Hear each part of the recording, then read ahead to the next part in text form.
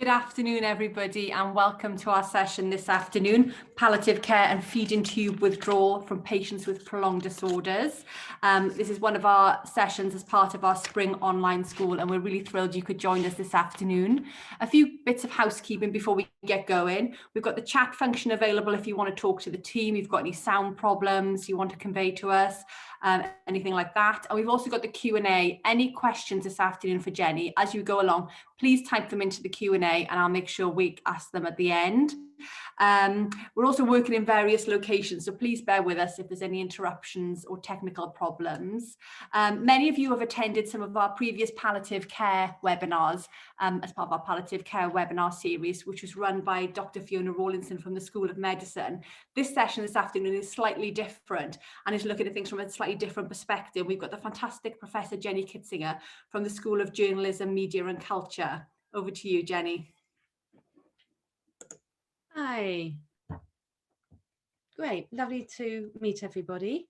And I will screen share so you can see my PowerPoint.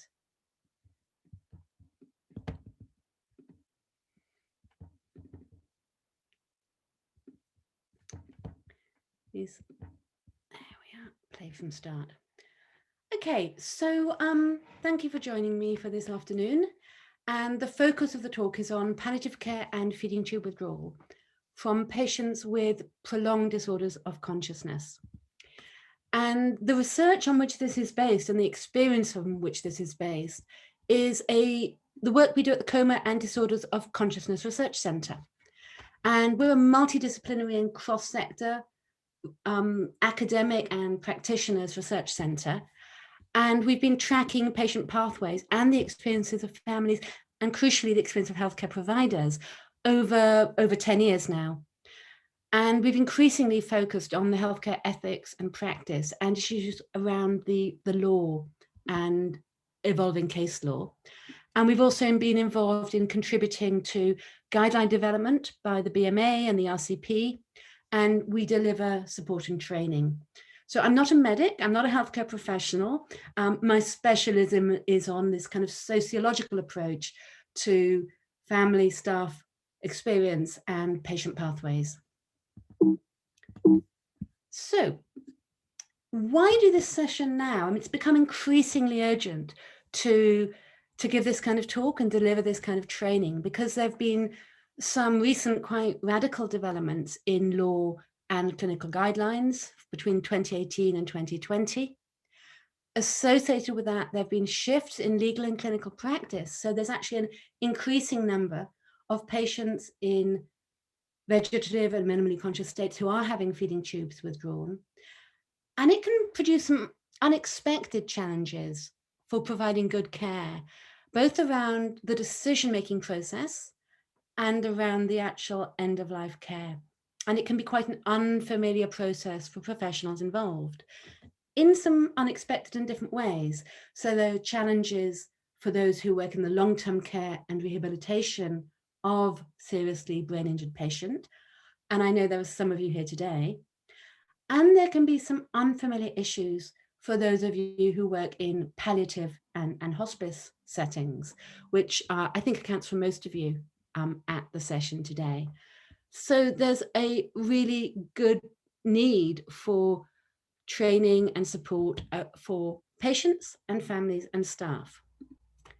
So what I want to do this afternoon is briefly introduce the patient group and introduce some of the key issues, and then focus on decision-making and the shift in law and guidelines, and then look at end-of-life care from those three perspectives of patient, family, and staff. And then I'll end with giving some resources.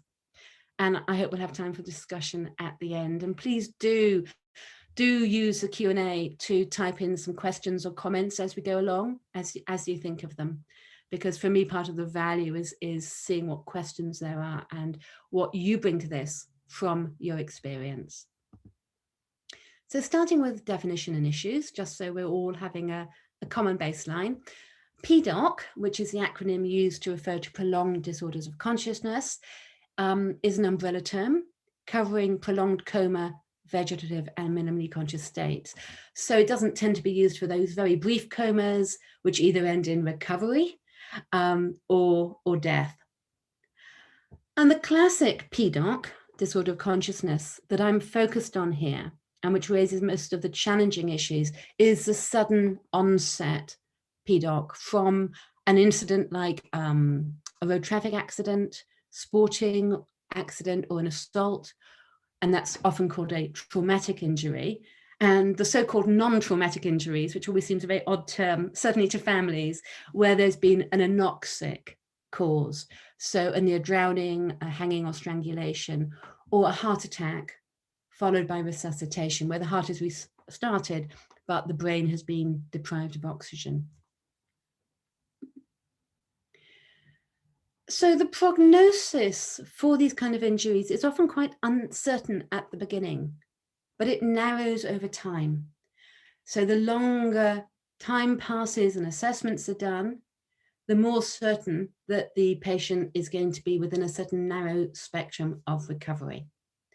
And at the same time as that prognostic certainty increases, the patients are often becoming clinically stable, and the feeding tube, CANH, clinically assisted nutrition and hydration, has been established as kind of the status quo.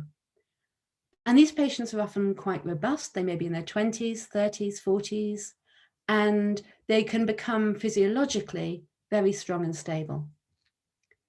So the numbers of people in these conditions in the UK, nobody actually knows how many there are. There is no register of such patients at the moment, but it's estimated that there are up to 64,000 patients sustained in such conditions in the UK. And the UK is kind of at the top of the league table. If you go to the Netherlands, they have 31 patients sustained in such conditions. So clearly you can see that there are issues about the medical system, about decision-making, about cultural assumptions that shape how many patients are sustained in this condition. Now, of course, some people would want to be kept alive indefinitely in such conditions. They may have a faith-based approach. They may be very committed to hope or believing in holding on until there are medical innovations, or they may believe that any life is a life worth living. And other people, however, and in fact, the majority of people when asked in surveys, say they would not want to be sustained indefinitely in such conditions. But in the UK, most people are kept alive in this way. And the reasons for this seem to be the default to life-sustaining treatment, sometimes a diagnostic determinism, which trumps patient-centered care, And of course, Pdoc patients are not categorized as at end of life or dying. The treatment, the feeding tube, is clinically effective and will be indefinitely, even if it's not effective in achieving the patient's goals. And of course, the feeding tube for these patients is the main life-sustaining treatment after, in the early weeks and months, you might get a craniotomy, you might get resuscitation, a ventilator, but patients stabilize and are no longer sustained by those sorts of interventions. And the feeding tube is the main life-sustaining treatment on which these patients are dependent. And that poses some dilemmas, both for families and for some clinicians. So in a best interest meeting that one of my colleagues from our research centre attended, the following statements were made by the clinicians. It would not be ethical to withdraw treatment. He is not actively dying. Withdrawing the peg, the feeding tube, is equivalent to euthanasia, and it would involve a long and painful death. So these were all statements made to the patient's wife by clinicians when she raised the question of, I don't think he'd want the feeding tube. This was the response. So before I proceed, I'd like to know a little bit about your own experience and what you're bringing to this discussion. So I'm going to ask for a poll to be put up, and it's going to address, there are going to be 3 polls to address the following questions. The first is, have you been involved in a best interest meeting to review symptom management and improve quality of life of a VS MCS patient? So have your palliative skills been activated to support these patients? And if you can just say whether generally you think the answer to that is yes or no. You may find it hard to know which side of that you fall on, particularly if you are involved in long-term rehab. So if you could just respond to that now and indicate whether or not you've been involved in a meeting to review symptom management and improve the quality of life of a patient in a vegetative or minimally conscious state.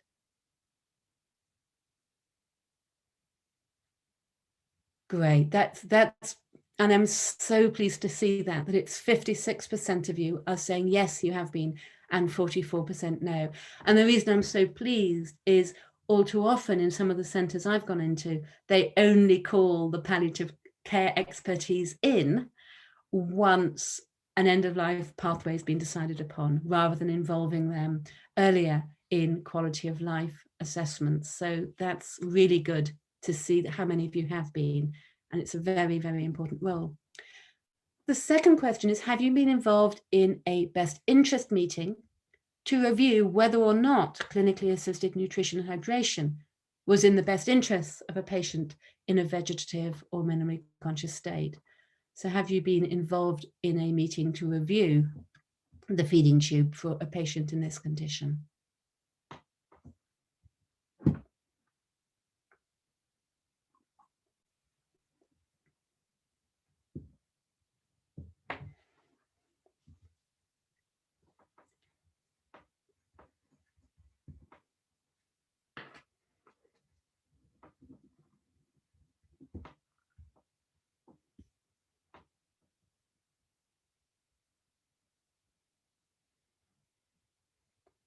Again, I'm imagining you're probably quite an experienced group. Okay, so 56% no, but 44% yes. Great, so that again will inform the discussion. And again, what I'd underline here is it's really important to review whether or not a feeding tube is in the best interests of a patient, any patient, but these patients sometimes get kind of ignored because the feeding tube becomes the status quo.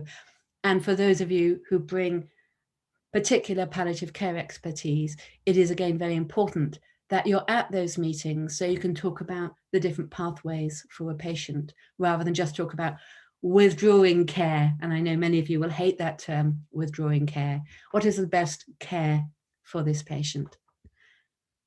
And then the third question is, have you actually provided end-of-life care for a patient in a vegetative or minimally conscious state and following withdrawal of clinically assisted nutrition and hydration?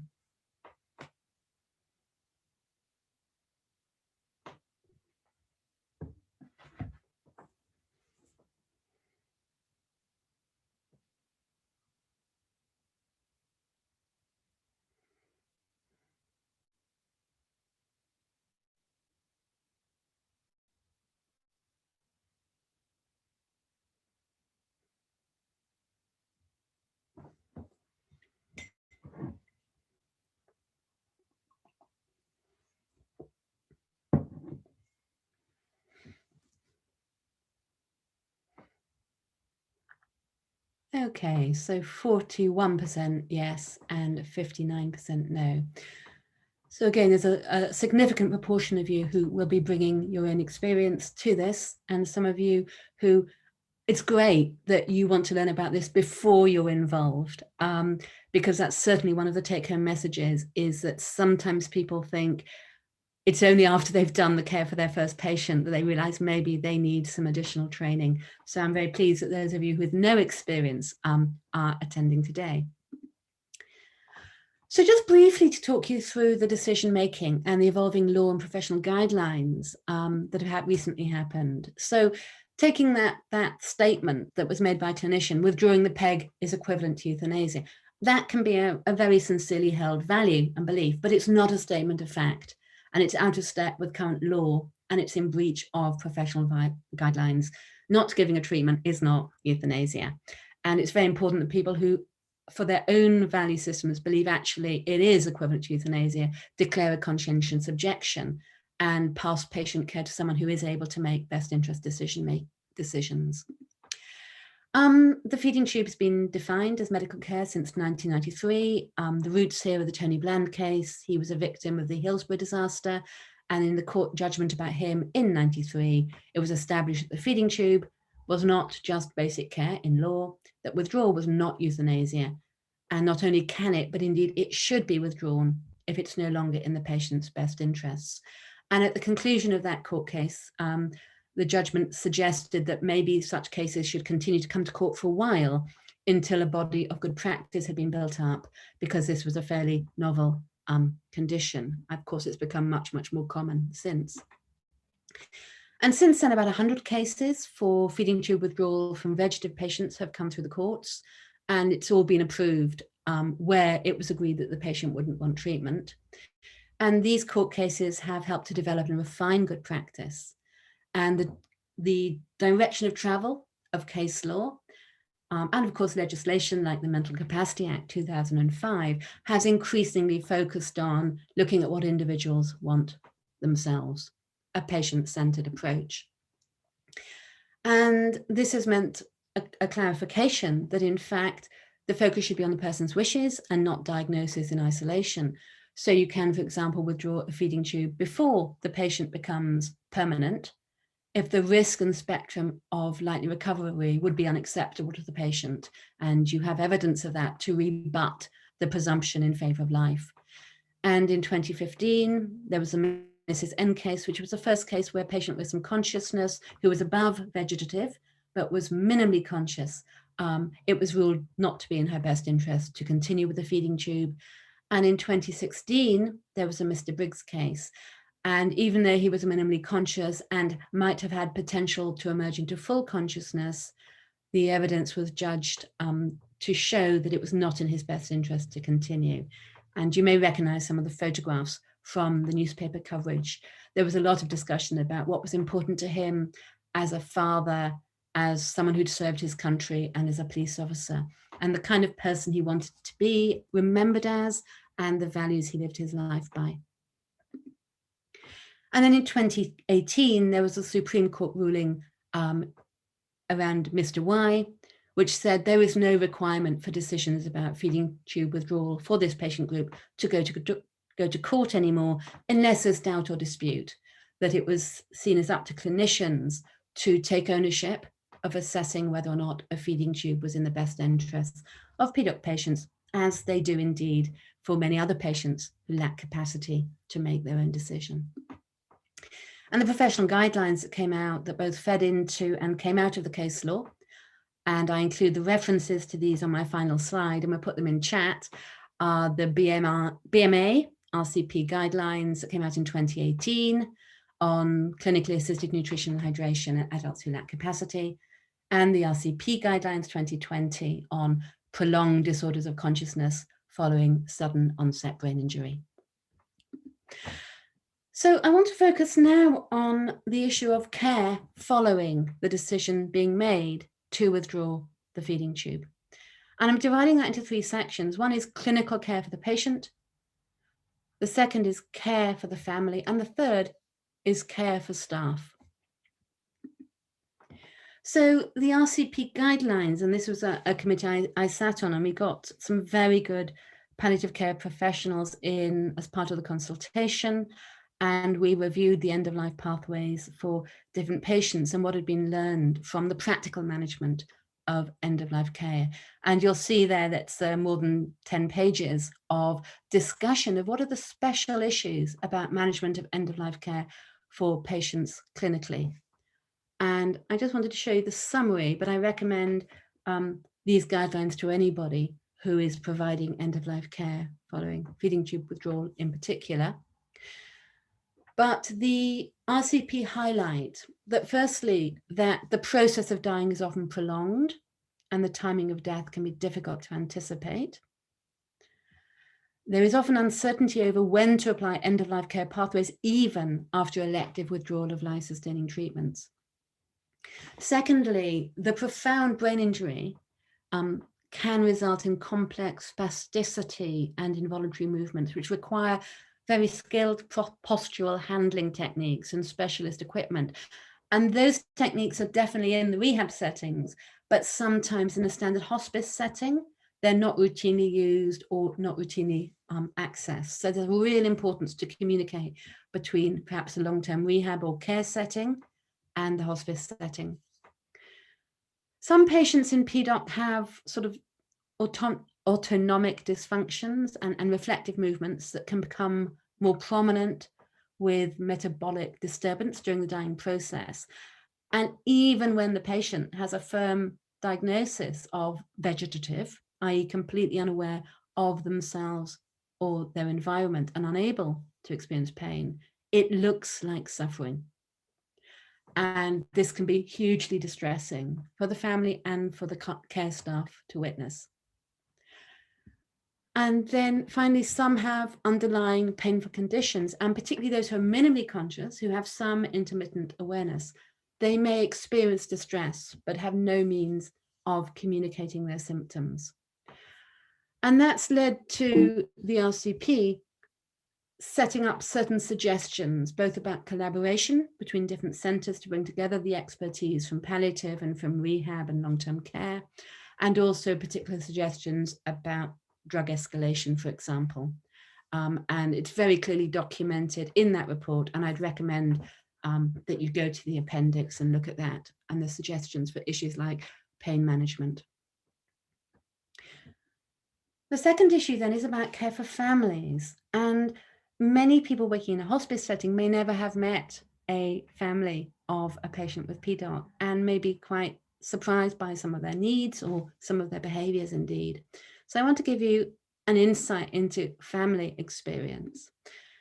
So families often view clinically assisted nutrition hydration withdrawal as the least bad option, but they may retain ethical objections. They may think it's barbaric. They may say things like, you wouldn't do it to a dog. And sometimes, as we've seen, they may have been told scare stories by staff who oppose withdrawal. For example, being told it would be a long and painful death. So they come with that history, and it's often been a very long journey. All the families that we interviewed for our study of family experience of having a loved one with a feeding tube withdrawn felt implicated in the decision. Some had to lobby, some had to involve lawyers. They felt they had pushed for the death of the person they loved.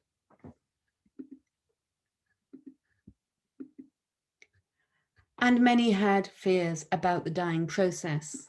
For example, one woman said, I had nightmares about her being all shriveled and like a skeleton.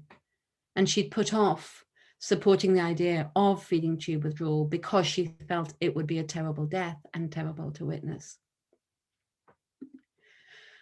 I'm going to play you a little interview, just a couple of minutes, with the brother of a patient. This had been many years that she was in a completely vegetative state. And I was with him the morning it was decided that she would be moved to palliative care. This had gone through court, and the judgment came through that it was not in her best interest to keep the feeding tube in. And as you listen, think about what had helped him and perhaps what you would say to him to support him.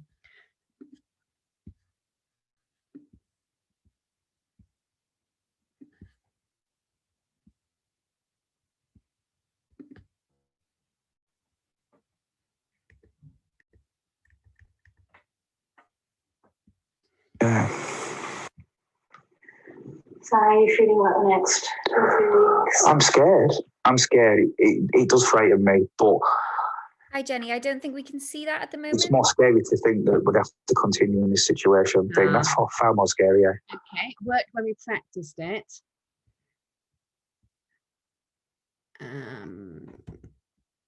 I shall try stop share and put it up again and see if I can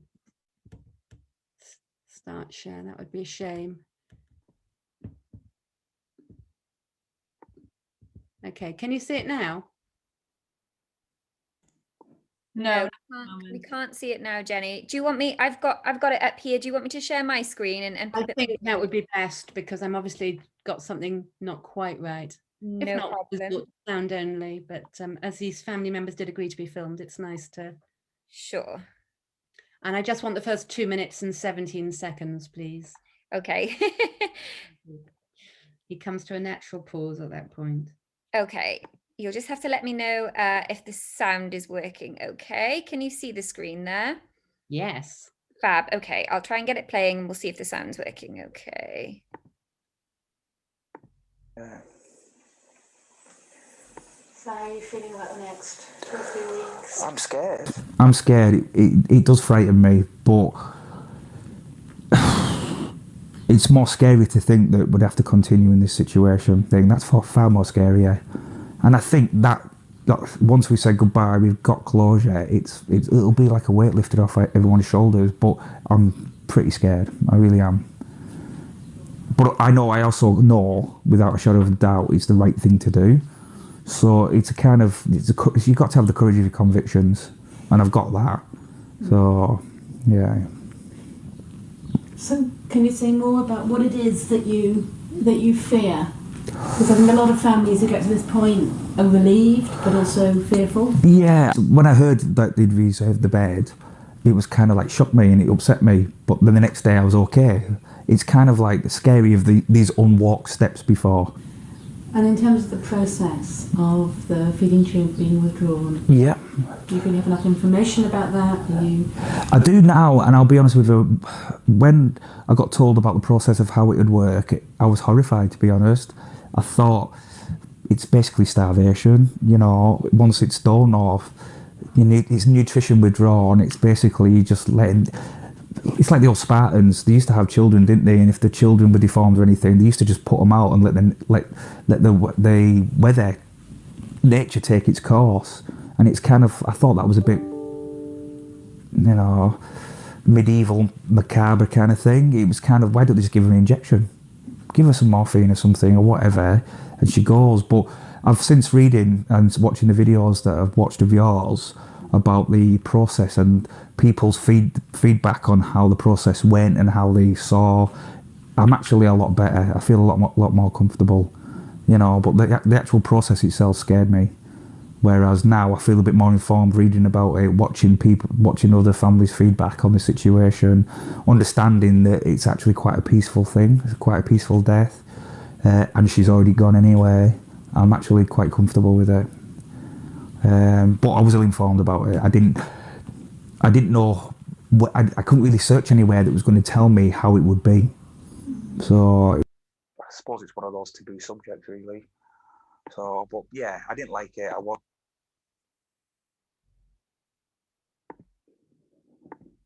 you're on mute, Jenny. There we are. I'm back. And I will share my screen again. There we go. So I hope you can hear some of the kind of passion and ambivalence and fears and reassurance that this particular brother was trying to negotiate on the morning that he heard that after 7 years, his sister, who'd been in a vegetative state all that time, was going to have life-sustaining treatment withdrawn. Despite such fearful anticipation, and as he knew from already looking at some of the material I produced about how families did experience such deaths, the end of life is usually described as looking peaceful. So here are 3 quotes from family members talking to me after their relative had died. Her life just ebbed away. He just lay there and he just made a couple of shrugs, and then he just passed away gently. The only difference was her breathing was more shallow and sort of panting. No one could say this was a bad death. Having said that, and this of course is in the context of families often having to lobby for a feeding tube withdrawal, there was often a sense of burden, and particularly a burden of witness. So this is a mother talking about her daughter's death. For the last 3 days, she looked dead, gaunt, hollow-cheeked. Her face was skeletal and her eyes didn't close completely. It wasn't her body anymore, never mind her not being there anymore. That's why I had a closed casket. I didn't want anyone seeing her like that. And I told the children not to come at the end. But she wasn't in pain. It was peaceful.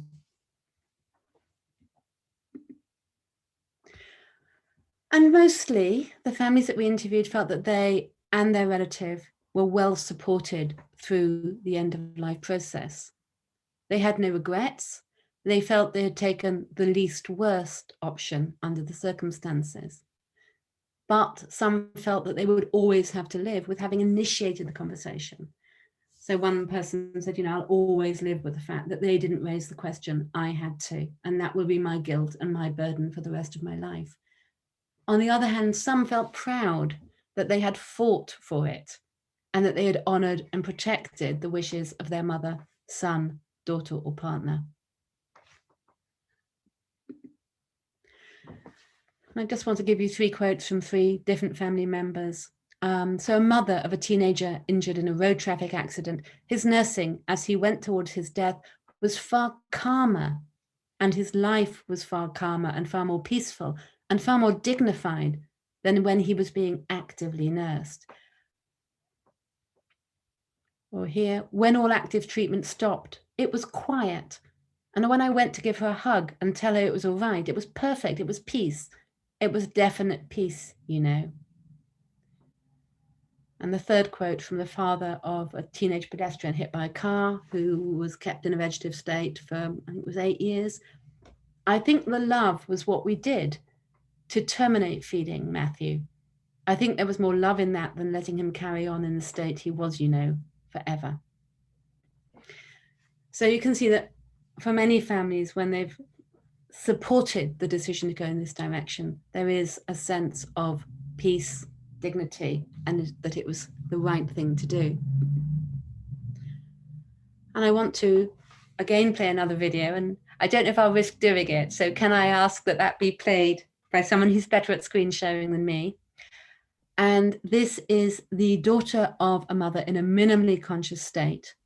And again, in this case, she had to go to court because it was before the Rcp judgment in 2018.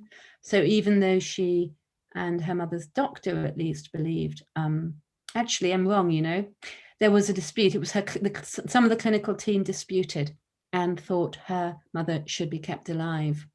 And in fact, therefore, it would still go to court because it would come under that category of, is there doubt or dispute about this woman's best interests? And it was a religious care home, actually not.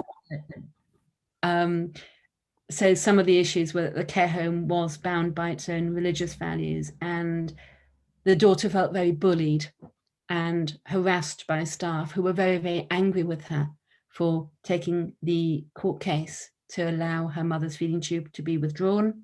And in fact, she was then moved to another care home to try and resolve it, but that didn't entirely. And she talks about it was only once the move to the hospice happened that she felt there was respect for her mother's own religious faith or spiritual beliefs.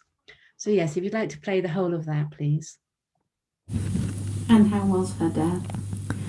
How was her care? She moved into a hospice, which was a stark contrast to where she was before, because the experience I was getting, again from the nursing home, albeit a different one towards the end before she moved to a hospice, again was very driven by their morals, by their beliefs, rather than my mum. So moving into a hospice was a tremendous experience because of the behaviours and values of people who work in those environments that are so unconditionally supportive. That's a mind-blowing experience because of that environment that you're in, but it's very safe and it's very gentle.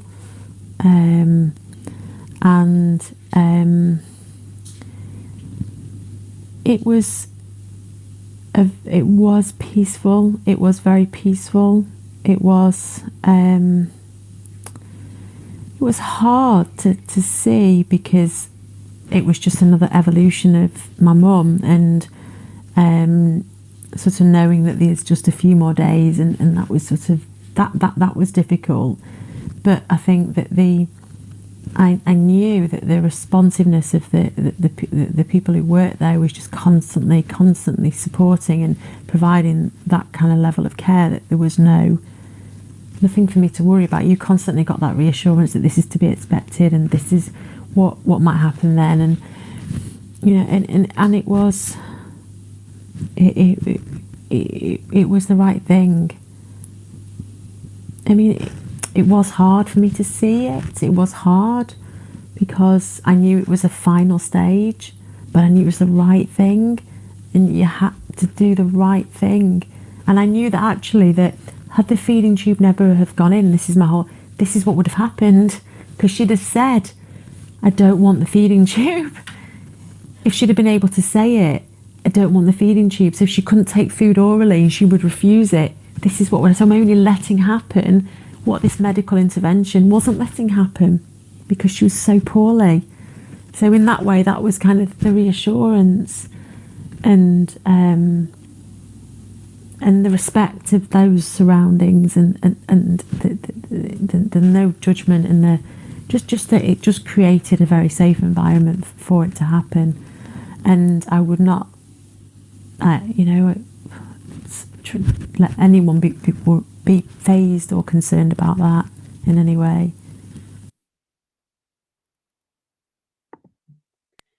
It's interesting looking at her and realizing how different she looked after that experience than when I first met her, which was when her mother was in the care home and she was feeling very embattled by that. So, can you see my slides again? Am I back to screen share? Not yet. Okay, let me just do that again. I never will get used to this technology, you know. It has a certain level of an excitement to her. I think after a year, there we are. You should be now. Excellent.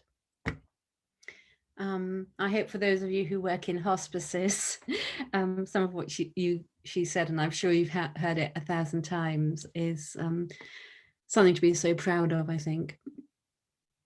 However, not everyone had such positive experiences. There were some issues that were raised by various different family members we spoke to. So one was, I felt they didn't really know what they were doing. I had read the Rcp guidelines, they hadn't. So some of these family members will have spent a lot of time, 7 years, 10 years. I worked with one family where the sister had been vegetative for 34 years.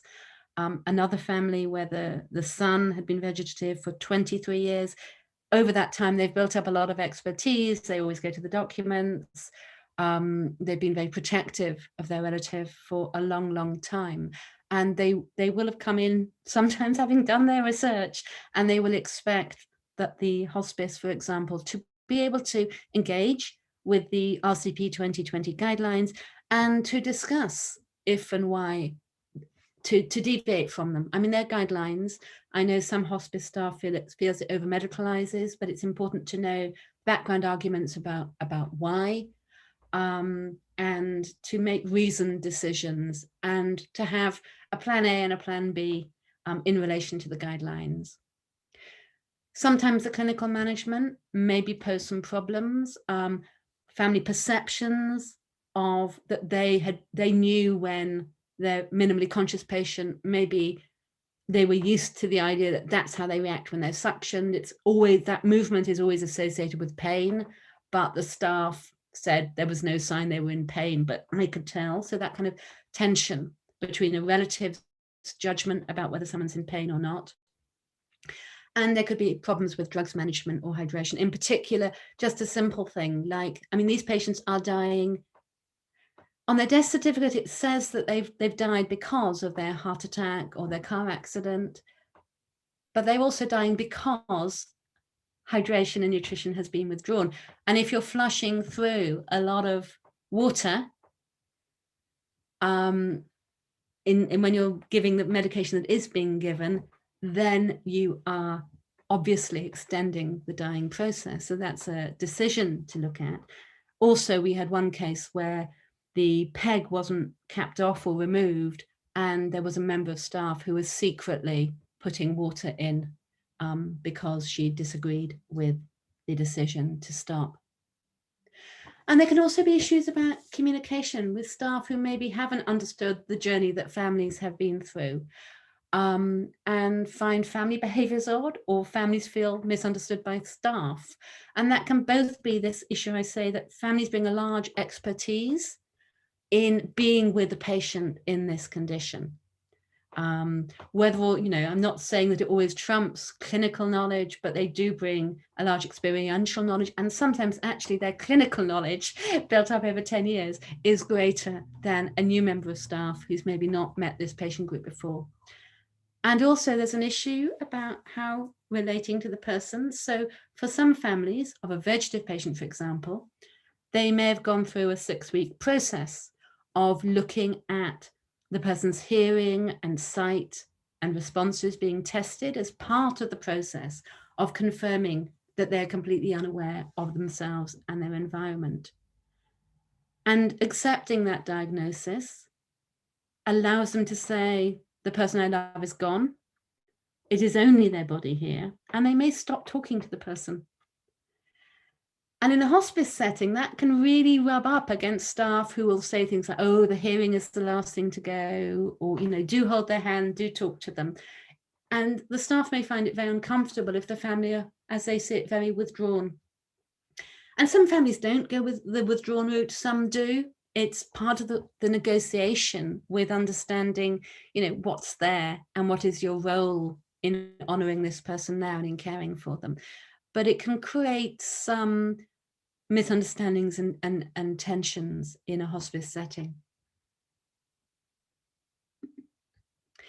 So I think what's important from the research that we've done with families is that palliative care expertise should be involved in planning ahead and in care at the end of life. And it should be proactive and clinician-led, not making the families feel that they're responsible for making the decision. Families are responsible for representing what they know about what this person would want. And it's important that clinicians take ownership of the decision by saying, well, on that basis, given what we know clinically and what you're telling me about the person, it doesn't look like it's appropriate to continue with this treatment. It's important to refer to the Rcp guidelines. It's really useful to give advance information to families about other families' experiences of both contributing to the decision-making process and of witnessing death. And it's important not to make families have to lobby, but to go through a proper best interest process as laid out in the guidelines. And then the final section I wanted to address, and this is a section that's often ignored, is care for staff. And I've divided this into 2 bits. I think there's a different kind of care needed and different needs for staff who are in long-term settings and the staff who are hospice workers.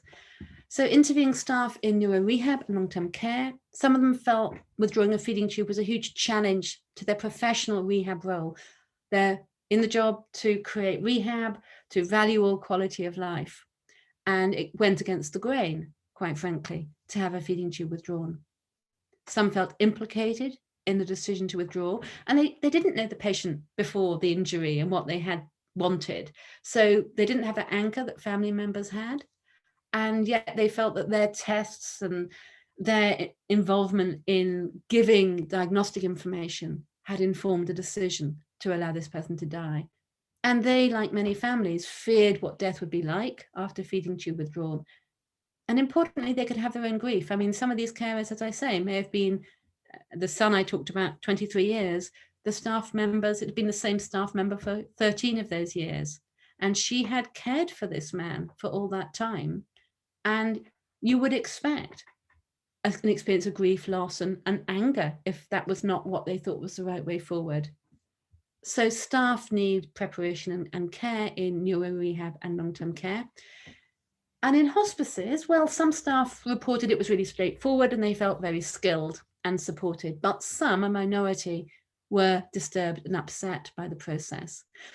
So one woman said, when she was brought in, we thought we had the wrong patient. She came in looking so well, and it felt like she was following me with her eyes. How could she be vegetative? So it can be very unexpected what a vegetative patient looks like. Another comment was, I didn't understand the rationale for letting him die like this. Or another, it felt like euthanasia. Concerns also included, well, how can I be sure he isn't in pain? Or indeed this issue about finding the family a bit difficult. Her husband wouldn't talk to her. He treated her like she was already gone. So support for staff can include teamwork across settings and expertise, and this communication between neuro rehab and palliative, information about best interest decision making, or indeed if there was an advanced decision, which there normally isn't, there has been no advanced care planning with these patients before their car crash. Some information for staff about how patients in prolonged disorders of consciousness may appear, sitting up in a wheelchair, healthy, plump, open eyes. Detailed guidance about the palliative care plan can help, especially around pain management, and the Rcp guidelines are good for this. And some access to resources explaining some of the issues that families face. And there's a module we've developed for families that staff find very useful, which is at healthtalk.org, and I'll include that resource at the end. And then importantly for staff, I think follow-up support and safe spaces in which to reflect on their reactions when caring for such patients. And that may be through supervisions or Schwartz rounds that don't think this is just business as normal. Allow for the fact this may be your first or your second patient like this in a hospice, and there may be some reflection needed. So to round off, the kind of resources that I've used for this talk and you might find useful are firstly a series of articles, and we'll circulate the PowerPoint slides, but I've co-authored various articles, one in palliative medicine on the family experience of death after feeding tube withdrawal, and others on the ethics and the decision-making process. The second thing is we have some case studies that are useful for group discussion. So for group work, it's quite useful, for example, to imagine you're involved in a case and you're invited to a best interest meeting, and how could you contribute? Or he's then going to be referred to a hospice, and what kind of preparation do you think is needed? But I won't spend too long on that now, because I do want to leave time for questions. And then finally, the further resources we have, I mean, this is just a glimpse into an online training program I run about caring for patients in prolonged disorders of consciousness after feeding tube withdrawal, which is an interactive online sort of course that you can just do in your own time or as a group without the need for a tutor, and which uses some of those film clips that I've already played you. And that's all at cdoctraining.org.uk, and I hope that might be put in the chat function. But CDOC stands for the Coma Disorders of Consciousness Research Centre, and then training is self-evident, so cdoctraining.org.uk. The resources for families about family experience are at healthtalk.org, which is run by Oxford University and covers a whole range of health issues, but we did the module on the vegetative state. And then I've given you there the reference to the Rcp guidelines and the BMA guidelines, which are an important touchstone for both decision-making and care.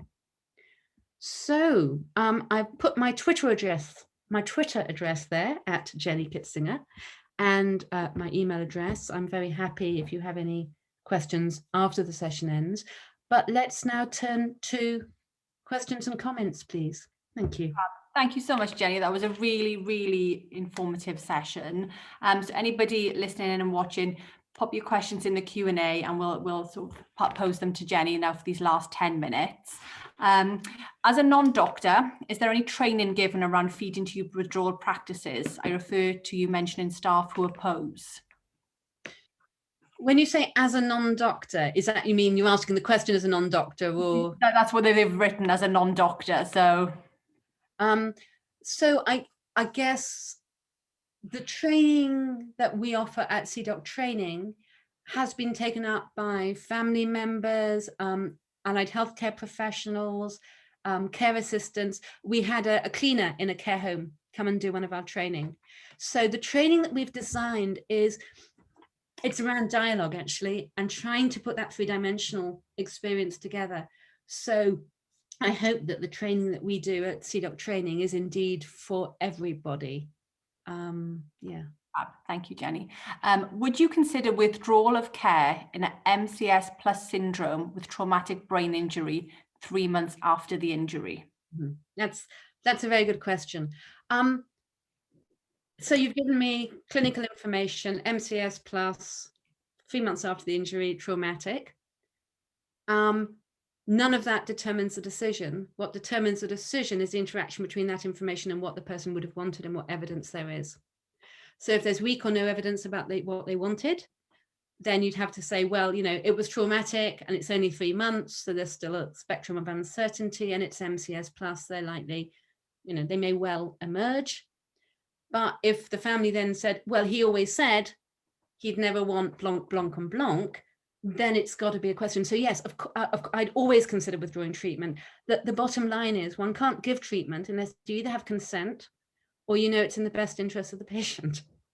So you have to go through a best interest process. So that's what I meant by diagnostic determinism. You must never just take into account the clinical information and therefore not consider the question of whether the treatment's in the best interest.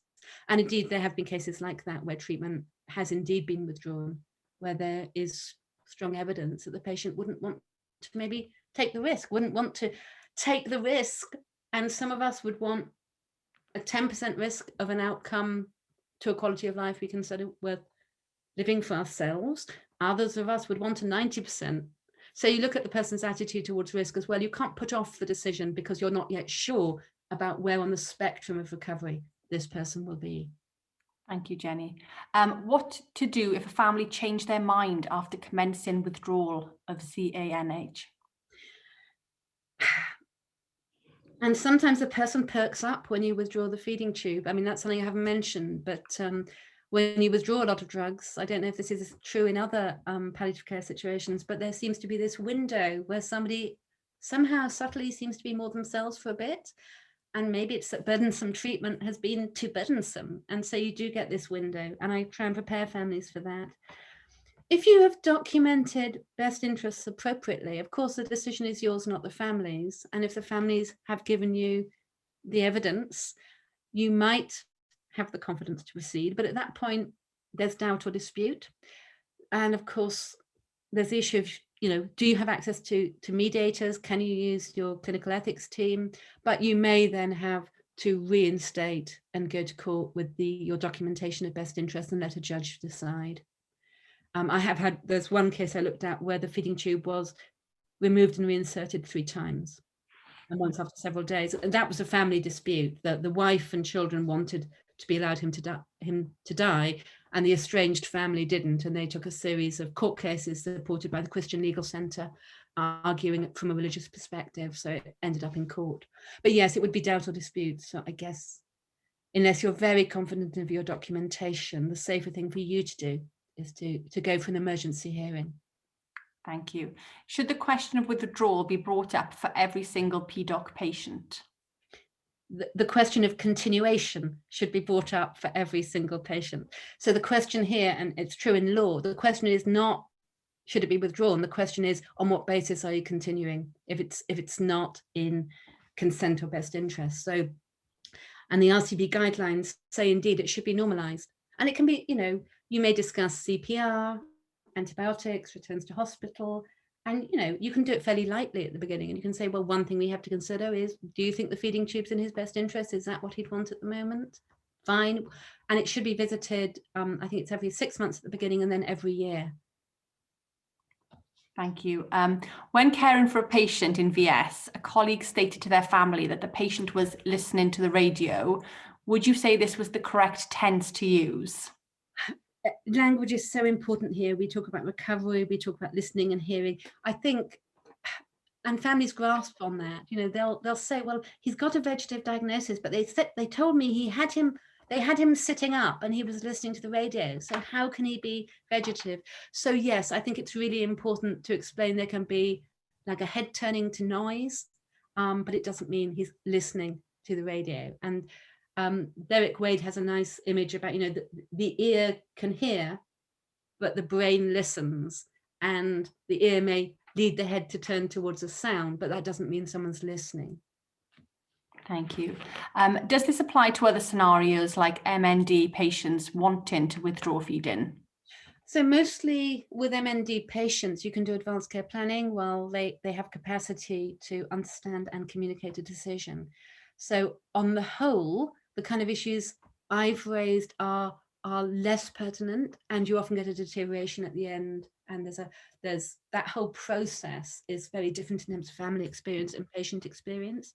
But the BMA guidelines from 2018 that I referenced cover that as well, if the person has lost capacity.